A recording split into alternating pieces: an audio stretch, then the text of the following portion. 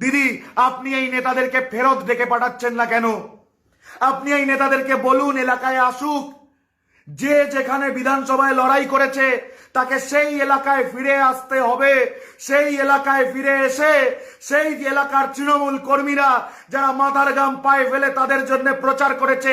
আরে পরাজয় তো সবার হতে পারে, পরাজয়টা লজ্জার কথা নয়, কিন্তু পরাজিত হয়ে পালিয়ে যাওয়াটা লজ্জার কথা, পরাজিত হয়ে প্রোফাইল ডিলিট করাটা লজ্জার কথা, আর পরাজিত হয়ে ফোনটা সুইচ অফ করে দেওয়াটা লজ্জার কথা। দিদি, যারা এগুলো করছে তাদেরকে আপনি একমাত্র আজকে শাসন করতে পারেন। প্রাক্তন আমলাদেরকে জিজ্ঞাসা করবেন 2021 বিধানসভার পরবর্তী সেই দিন যেদিনকে আমি ফোন করে জানিয়েছিলাম একটি খবর নির্ভীক উত্তরে সম্প্রচারিত হয়েছে, তার আগে বর্তমান পত্রিকায় প্রকাশিত হয়েছে, সেই খবরটি মিস ইনফরমেশন। আমি নিজে আপনার কাছে যেন তথ্যটা পৌঁছায়, আপনার কাছের রাজনৈতিক ব্যক্তিত্বদের এবং আপনার প্রাক্তন কিছু আমলাদের কাছে এই তথ্য পাঠিয়েছিলাম। আমি বলেছিলাম সেই মিস ইনফরমেশনটাই ছিল আজ আর তিনি আমাদের মধ্যে নেই, পুলক লাহিড়ী বলে এক ব্যক্তি। সেই পুলক লাহিড়ী তিনি গান পয়েন্টে আপনার বিরুদ্ধে কোনো অ্যান্টি ক্যাম্পেইন করেছিলেন। এই মিস ইনফরমেশন যাতে সরকারিভাবে আপনি হ্যান্ডেল করে এটাকে সঠিক দিক দেখাতে পারেন এবং প্রয়াত পুলক লাহিড়ীর পরিবার যেন একটা সরকারি বার্তা পায়, তার জন্য আমি অনুরোধ করেছিলাম দিদি। কিন্তু আপনার আমলারা এই কথা আপনার পর্যন্ত পৌঁছাতে দেয়নি, রাজনৈতিক ব্যক্তিত্বদের কথা বলবোই না। শুনছি সোশ্যাল মিডিয়া থেকে কারা নাকি নিরুদ্দেশ, শুনছি বিশেষ কিছু ব্যক্তিত্বরা প্রোফাইল অ্যাক্টিভেট করছেন, ডিঅ্যাক্টিভেট করছেন, অ্যাক্টিভেট করছেন, ডিঅ্যাক্টিভেট করছেন। শুনছি বেশ কিছু বিপ্লবী চেতনা সম্পন্ন মানুষ, বেশ কিছু সেলিব্রিটি ফোন সুইচ অফ করে দিচ্ছে। কাদের কাছে শুনছি কথাগুলো? কথাগুলো শুনছি বেসিক্যালি দুটি রাজনৈতিক দলের কর্মীদের কাছে, যাদের সঙ্গে কাটলো আমার গত 2 দিন। কারা তারা? তৃণমূল কর্মীরা, অনস্বীকার্য। তৃণমূল কর্মীদের আর্তনাদ, তৃণমূল কর্মীদের কষ্ট, তৃণমূল কর্মীদের কান্না, তৃণমূল কর্মীদের মধ্যে চলে আসা হতাশা, বিপদগ্রস্ত হয়ে পড়া আমার সহকর্মীদের আরতি আমি শুনেছি। আমি ময়দানে দাঁড়িয়ে শুনেছি, আমি আরো শুনেছি। ভারতীয় জনতা পার্টি তারা ক্ষমতায় আসার পরে আমার কাছে গত 2 দিনে সম্ভবত 2,500 থেকে 3,000 ফোন এসছে। সেই 2,500 থেকে 3,000 ফোনের মধ্যে আমি হয়তো 100 কি 200 ফোনে কথা বলতে পেরেছি। এই 100 কি 200 ফোনের মধ্যে অন্তত 70 থেকে 75 জন ভারতীয় জনতা পার্টি কর্মী আমার সঙ্গে কথা বলা যখন শুরু করেছেন, তখন তারা আমার ওপর ক্রুদ্ধ, তখন তাদের আমার ওপর রোষ। কিন্তু যতক্ষণে সেই কথোপকথন শেষ হয়েছে তারা বুঝতে পেরেছেন নির্ভীক উত্তর কাজটা কি করে। তারা আমাকে দালাল তকমা দিতে পারেনি। আমি দেখছি সোশ্যাল মিডিয়া খুব মিস করছে। আরে আমার ছবি দিয়ে এই মালটা চিৎকার করবে না আর? আরে আমায় ফোন কর, থ্রেট কর, দেখছি সোশ্যাল মিডিয়ায়। করো জোরে বলি। মাননীয় মুখ্যমন্ত্রী, প্রাক্তন মুখ্যমন্ত্রী, মাননীয় সাংসদ অভিষেক বন্দ্যোপাধ্যায়, তাদেরকে নিয়ে যখন নোংরা নোংরা উক্তি কেউ করেছে, নির্ভীক উত্তর তাদেরকে ফোন করে জবাব চেয়েছে। এক চিত্রাভিনেতা, শিশু শিল্পী থেকে সুরুজার আমার ছবি পোস্ট করে খুব দুঃখ প্রকাশ করেছেন যে একটা টেলিফোনিক অপারেশন হবে নাকি। জনাদেশ প্রাপ্ত একজন জনপ্রতিনিধিকে নিয়েও নোংরামি আগে হলেও অনিন্দ্য চৌধুরী আওয়াজ তুলেছে, আগামীতে হলেও অনিন্দ্য চৌধুরী আওয়াজ তুলবে। যে ভাইটি আমার ছবি দিয়ে এত আফসোস করছেন অনিন্দর গলার আওয়াজ কই গেল, অনিন্দ্য চৌধুরী, আগেও অনিন্দ্য চৌধুরী ছিল, আজকেও অনিন্দ্য চৌধুরী আছে, আগামীতেও অনিন্দ্য চৌধুরী থাকবে। অনেকে প্রশ্ন করছেন আরজি করেন নির্যাতিতার মা বাবা, তাদেরকে অপমান।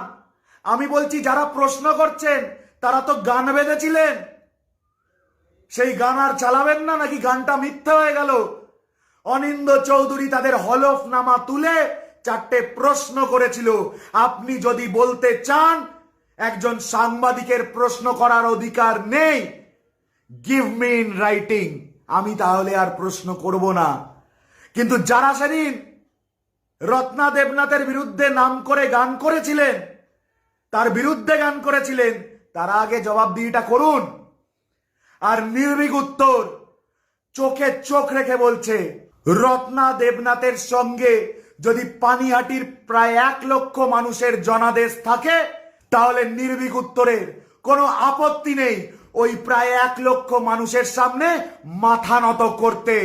আমি আপনাদের অনুরোধ করব আজকের এই পুরো পর্বটা ধৈর্য ধরে দেখুন। এই পর্বটা আজকে আমরা নির্বাচনের আগে যেরকম নির্ভীক উত্তর একাধিক পর্বে আপনাকে বলেছে যে অনুগ্রহ করে আমার পর্বটি এত শেয়ার করুন যেন তৎকালীন মাননীয় মুখ্যমন্ত্রী মমতা বন্দ্যোপাধ্যায় পর্যন্ত পৌঁছে যায়। আমি আজ আপনাকে ফের বলছি এই ভিডিও এত শেয়ার করুন যেন বর্তমানের তৃণমূল সুপ্রিমো মাননীয় মমতা বন্দ্যোপাধ্যায়ের কাছ পর্যন্ত আমার এই ভিডিও অবশ্যই পৌঁছে যায়, মাননীয় দিদির কাছে যেন আমার এই ভিডিও অবশ্যই পৌঁছে যায়। দিদি, আপনাকে আমি কোনো ক্ষোভ জানাতে আসিনি, আমার কয়েকটি বক্তব্য প্রমাণ সহ, প্রমাণ ছাড়া নির্ভীক উত্তর কথা বলে না, আমি আপনাকে জানাতে চাই। তার কারণ এই যে চরম ভরাডুবি, রাজনৈতিক বিশ্লেষকদের একাংশ বলছেন এই ভরাডুবির মধ্যে কিছুটা নাকি ম্যানিপুলেশন। আমি বলছি পরাজয়টা ইটসেলফ একটা ভরাডুবি। সেই পরাজয়টা যখন আটকানো গেল না, সেটা আটকানোর প্রচেষ্টা যখন ইতিপূর্বে করেছিলাম, তার সমস্ত তথ্যগুলো আজকে আর ডিলিট করার জায়গায় নেই।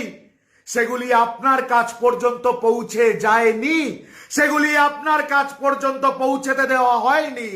একটা একটা করে নির্ভীক উত্তর আজকে বলবে। মাননীয় দিদি, আপনাকে বলছি, আপনার আমলারা আপনার কাছ পর্যন্ত সঠিক তথ্য পৌঁছতে দেননি। এই অনিন্দ্য চৌধুরী ইমেল মারফত জানিয়েছিল যখন আপনি লন্ডনে ভাষণ দিতে গিয়েছিলেন আমন্ত্রিত হয়ে, আমি জানিয়েছিলাম ইমেল মারফত যে আপনার অনুষ্ঠানে বিঘ্ন ঘটানো হবে, সেখানে একটি কনস্পিরেসি তৈরি হয়ে গেছে। আপনার আমলারা আমাকে যোগাযোগ করেছিলেন, কিন্তু আপনার আমলারা আপনাকে সেটা জানাননি। ইতিহাস সাক্ষী আছে। মাননীয় দিদি, আজকে আপনাকে বোঝানো হচ্ছে এই সমস্ত পরাজয়ের জন্য দায়ী যে মানুষটা, সেই মানুষটার নাম অভিষেক বন্দ্যোপাধ্যায়। রাজনৈতিকভাবে কে তার পক্ষে কে তার বিপক্ষে সেটা তারা নিজেরা জানেন, অভিষেক বন্দ্যোপাধ্যায়ও জানেন। আমি বলছি একজন জনপ্রতিনিধি এবং একজন সাংগঠনিক নেতা হিসেবে অভিষেক বন্দ্যোপাধ্যায়ের ওপরে এই দোষ বলপূর্বক চাপিয়ে দেওয়ার মধ্যে আসল প্রকৃত সেই সমস্ত অপরাধীদেরকে আড়াল করার চক্রান্ত করছে আপনারই দলের একাংশের লোক, যারা প্রতিনিয়ত এই আমাদের মতো যারা সাচ্চা মাঠে ময়দানে সত্যি কথাটা বলে বেরিয়েছে তাদেরকে কখনো গ্রেপ্তার করিয়েছে, কখনো হুমকি দিয়েছে, আর কখনো ঘরে বসিয়ে দিয়েছে। মাননীয় দিদি, আমি আপনাকে বলি, কোন সাংবাদিকদের বৈঠকে, কোন সাংবাদিকদের চায়ের আসরে অনেক ডিজিটাল মিডিয়া পৌঁছেছে। বেঙ্গল গ্লোবাল বিজনেস সামিট অনেক ডিজিটাল মিডিয়াও পৌঁছেছে। মাননীয় দিদি, নির্ভীক উত্তর সেই সময় লড়াই করে গেছে যেই সময় সরকারে থাকা সত্ত্বেও সেই সরকারের পক্ষে একটাও মিডিয়া ছিল না, তারা ফেক নিউজ করে সরকারকে আক্রমণ করছিল। একা এই বান্দা লড়াই করে গেছিল। দিদি, আপনার কাছ পর্যন্ত আমার নামটা কোনোদিন পৌঁছায়নি। আমার কোনো ক্ষোভ নেই, কিন্তু আজকে আমি বলতে বাধ্য হচ্ছি, মাননীয়া দিদি, আপনাকে যে কর্মীরা অন্তর দিয়ে ভালোবাসে, আপনাকে যে কর্মীরা শ্রদ্ধা করে, সেই কর্মীদেরকে এলাকায় বিপদের মুখে ফেলে রেখে পালিয়ে গিয়েছে নেতারা, যাদেরকে এই কর্মীদের মাথার ওপর নেতা হিসেবে আমরা ইতিপূর্বে বসতে দেখেছি। সেই তৃণমূল কর্মীরা সাক্ষী দিক। আজকে ভারতীয় জনতা পার্টি কর্মীদের সঙ্গে যখন আমার কথা হচ্ছে ফোনে, তারা আমাকে বলছেন, আমি তাদেরকে বলেছি, আপনি সত্যি করে বলুন তো, তৃণমূল কর্মীদের ওপর আপনাদের রাগ আছে? ভারতীয় জনতা পার্টি কর্মীরা বলছে, কর্মীদের ওপর রাগ নেই, অমুক নেতাটা অমুক করেছে, তমুক নেতাটা তমুক করেছে। দিদি, আপনি এই নেতাদেরকে ফেরত ডেকে পাঠাচ্ছেন না কেন? আপনি এই নেতাদেরকে বলুন এলাকায় আসুক। যে যেখানে বিধানসভায় লড়াই করেছে তাকে সেই এলাকায় ফিরে আসতে হবে। সেই এলাকায় ফিরে এসে সেই এলাকার তৃণমূল কর্মীরা যারা মাথার ঘাম পায়ে ফেলে তাদের জন্য প্রচার করেছে। আরে পরাজয় তো সবার হতে পারে, পরাজয়টা লজ্জার কথা নয়, কিন্তু পরাজিত হয়ে পালিয়ে যাওয়াটা লজ্জার কথা, পরাজিত হয়ে প্রোফাইল ডিলিট করাটা লজ্জার কথা, আর পরাজিত হয়ে ফোনটা সুইচ অফ করে দেওয়াটা লজ্জার কথা। দিদি, যারা এগুলো করছে তাদেরকে আপনি একমাত্র আজকে শাসন করতে পারেন। আপনি সেই নেতাদেরকে অর্ডার দিতে পারেন, তোমরা যে যেই বিধানসভায় লড়াই করেছো সেই বিধানসভায় ফিরে যাও এবং কর্মীগুলোকে শেল্টার দাও, কর্মীদের পাশে দাঁড়াও, কর্মীদেরকে সাহায্য করো। বাংলার মানুষকে সাক্ষী রেখে বলি, আজ সরকার পাল্টে গিয়েছে। মাননীয় মুখ্যমন্ত্রী মমতা বন্দ্যোপাধ্যায়কে যে তথ্যগুলো তার আশেপাশের কিছু আমলা এবং ব্যক্তিবর্গ কোনোদিন পেতে দেননি, সেই তথ্যগুলো সম্ভবত আমার তরফ থেকে পাঠানো, সেই তথ্যগুলো সম্ভবত আজও যদি কেউ ডিলিট না করে দিয়ে থাকেন, রয়েছে রাজ্য সরকারি ইমেলে রয়েছে। আমি পাঠিয়েছি বারংবার, সমস্ত সেক্রেটারিদেরকে সিসিতে অ্যাড করে পাঠিয়েছি।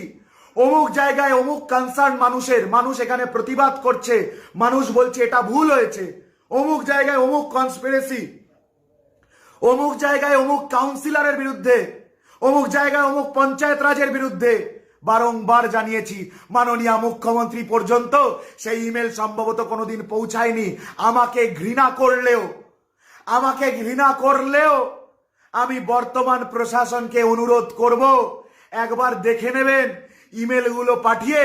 অনিন্দ চৌধুরী কোনোদিন টাকা চায়নি, অনিন্দ চৌধুরী কোনোদিন বকশিস চায়নি, আর অনিন্দ চৌধুরী কোনোদিন বিজ্ঞাপন চায়নি। আমি শুধু মানুষের কথাটা তুলে ধরেছিলাম। মমতা বন্দ্যোপাধ্যায় জানতে পারলে তিনি পদক্ষেপ নিতেন। সেই কারণে তাকে পরিবেষ্টিত করে থাকা রাজনৈতিক অরাজনৈতিক আমলা এবং নেতারা তার পর্যন্ত সেই তথ্য পৌঁছে দেননি, আটকেছেন। আর আজকে সব দোষ অভিষেক বন্দ্যোপাধ্যায়ের হয়ে গেছে। বললে শুনতে খারাপ লাগবে মাননীয়া দিদি, বললে শুনতে খারাপ লাগবে। আজও দেখলে খারাপ লাগছে, আপনার ডান দিকে বাদিকে আপনার আশেপাশে ঘুরে বেড়াচ্ছে এমন কিছু নেতা যারা কোনোদিন কর্মীদেরকে তো শোনেনি, ছেড়ে দিন, নির্ভীক উত্তরকে তারা চিনতেনই না। তারা বারবার বলেছে ও ঘরে বসে খবর করে। আজকে সেই ঘরে বসে খবর করা ছেলেটা কতটা বিপদের মুখে মাননীয়া দিদি আপনি আজকেও জানেন না। আমি কাঁদবো না, আমি মাথা নত করব না, আমি হার মানব না, আমি মরে যাব। আমার বিরুদ্ধে শাস্তি হলে আমি আইনিভাবে লড়বো, আমি সব করব।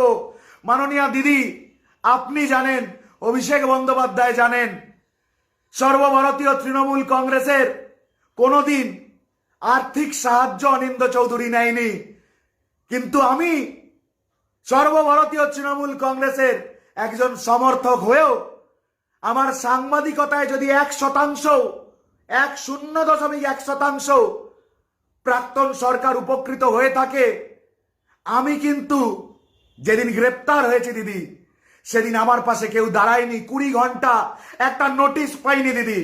আজকে বলছি না কথাগুলো, এই কথাগুলো ইতিপূর্বে নির্ভীক উত্তর বারবার বলেছে, আজ একবার শেষবার ধরিয়ে দিচ্ছি। এলাকায় এলাকায় যখন দেখা যাচ্ছে উত্তর দমদমে সৌরভ শিকদার, বরানগরে সজল ঘোষ, কোথাও জগন্নাথ চট্টোপাধ্যায়, তারা বেরিয়ে বার্তা দিচ্ছেন শান্তি বজায় রাখার, সেই সময় তৃণমূল কর্মীদের বুকের ভেতর কতটা উথাল পাথাল হচ্ছে একবার ভাবুন, যখন তারা দেখছে যে যার বিরুদ্ধে ক্যাম্পেইন করেছে সে এসে শান্তির বার্তা দিচ্ছে, আর যাকে নেতা বলে লড়াইটায় নেমেছিল তিনি নেই এলাকায়। দিদি, আর ঠিক কবে আমরা এই কথাগুলো বললে আমরা সুবিধাবাদী তকমাটা পাবো না? আপনার কাছ পর্যন্ত কথা পৌঁছাতে দেয় না। এরা সবাই মিলে জোট বেঁধেছে, সব দোষ অভিষেক বন্দ্যোপাধ্যায়ের কাঁধে চাপিয়ে তাকে দোষী করে যে যার নিজের পিঠ বাঁচিয়ে নেবে। দিদি, করো জোরে বলছি, আমার প্রাণ গেলে প্রাণ যাক। মাননীয়া দিদিকে অনুরোধ করব, একবার আপনার প্রাক্তন আমলাদেরকে জিজ্ঞাসা করবেন 2021 বিধানসভার পরবর্তী সেই দিন যেদিনকে আমি ফোন করে জানিয়েছিলাম একটি খবর নির্ভীক উত্তরে সম্প্রচারিত হয়েছে, তার আগে বর্তমান পত্রিকায় প্রকাশিত হয়েছে, সেই খবরটি মিস ইনফরমেশন। আমি নিজে আপনার কাছে যেন তথ্যটা পৌঁছায়, আপনার কাছের রাজনৈতিক ব্যক্তিত্বদের এবং আপনার প্রাক্তন কিছু আমলাদের কাছে এই তথ্য পাঠিয়েছিলাম। আমি বলেছিলাম সেই মিস ইনফরমেশনটাই ছিল, আজ আর তিনি আমাদের মধ্যে নেই, পুলক লাহিড়ী বলে এক ব্যক্তি। সেই পুলক লাহিড়ী তিনি গান পয়েন্টে আপনার বিরুদ্ধে কোনো অ্যান্টি ক্যাম্পেইন করেছিলেন, এই মিস ইনফরমেশন যাতে সরকারিভাবে আপনি হ্যান্ডেল করে এটাকে সঠিক দিক দেখাতে পারেন এবং প্রয়াত পুলক লাহিড়ীর পরিবার যেন একটা সরকারি বার্তা পায়, তার জন্য আমি অনুরোধ করেছিলাম দিদি। কিন্তু আপনার আমলারা এই কথা আপনার পর্যন্ত পৌঁছাতে দেয়নি, রাজনৈতিক ব্যক্তিত্বদের কথা বলবোই না।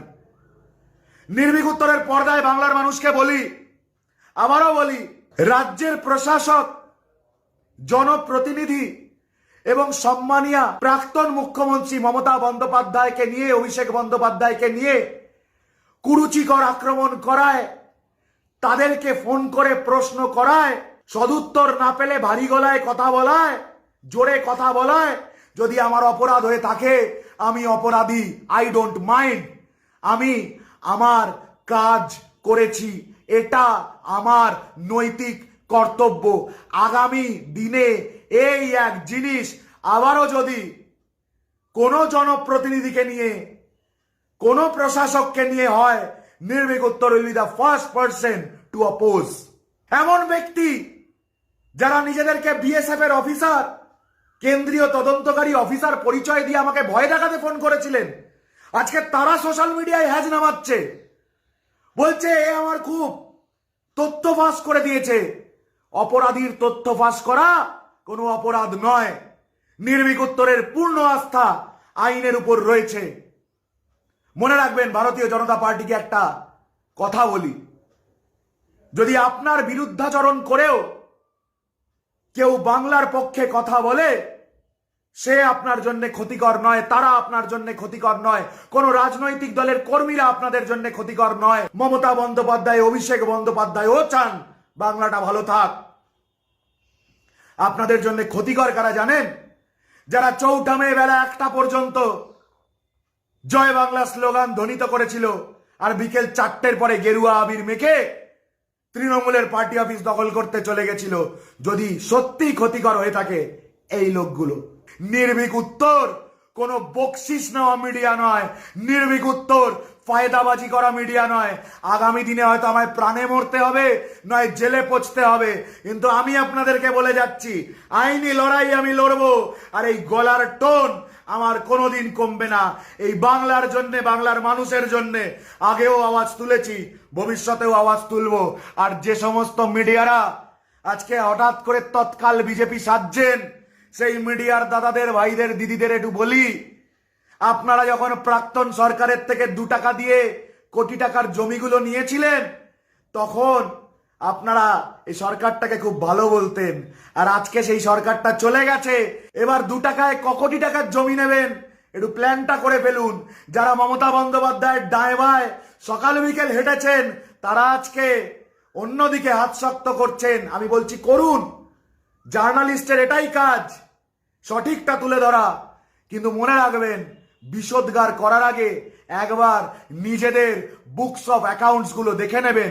আর আমার বুকস অফ অ্যাকাউন্টস যদি কারোর দেখতে হয়, আমি আজকে আবার বুক টুকে বলে যাচ্ছি, নির্ভীক উত্তর অনিন্দ চৌধুরী ক্রাউড ফান্ডিং করে কাজ করেছে, সাংবাদিকতা করেছে, আজও পর্যন্ত বকশিস নিইনি, বকশিস পাইনি, বিজ্ঞাপন পাইনি। আমার কাজ যদি প্রাক্তন সরকারের 0.1% কাজে লেগে থাকে, আমি কৃতজ্ঞ। তার কারণ সেটা বাংলার কাজে লেগেছে। আগামী দিনেও আমার কাজ যদি বাংলার কাজে লাগে বা বর্তমান সরকারের কাজে লাগে, সেটাই যদি বাংলার মানুষের ভালো হয়, আমি তাহলেও কৃতজ্ঞ থাকব। আমাকে কেউ বলবে তৃণমূলের থেকে টাকা খেয়েছে, কেউ বলবে বিজেপির থেকে টাকা খেয়েছে, কেউ বলবে সিপিএম এর থেকে টাকা খেয়েছে।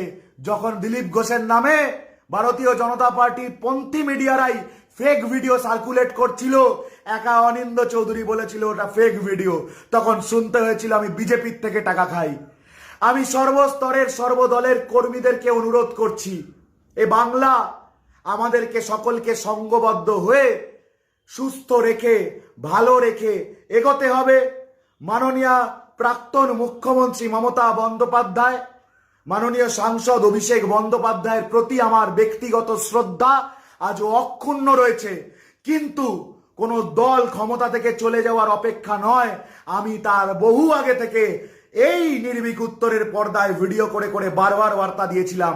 তখন যদি সেই কথাগুলোয় 1% কর্ণপাত করা হতো, আজ অন্যরকম হতো এই সময়টা। নির্ভীক উত্তর থেকে আপনাদের সঙ্গে আমি অনিন্দ চৌধুরী। আগেও বলেছি, এখনো বলছি, নির্ভীক উত্তর বাংলার মানুষের কথা বলেছে, বলছে, ভবিষ্যতেও বলবে। আমি মাথা নত করিনি, করছি না, ভবিষ্যতেও করব না। অনেক ধন্যবাদ, ভালো থাকবেন।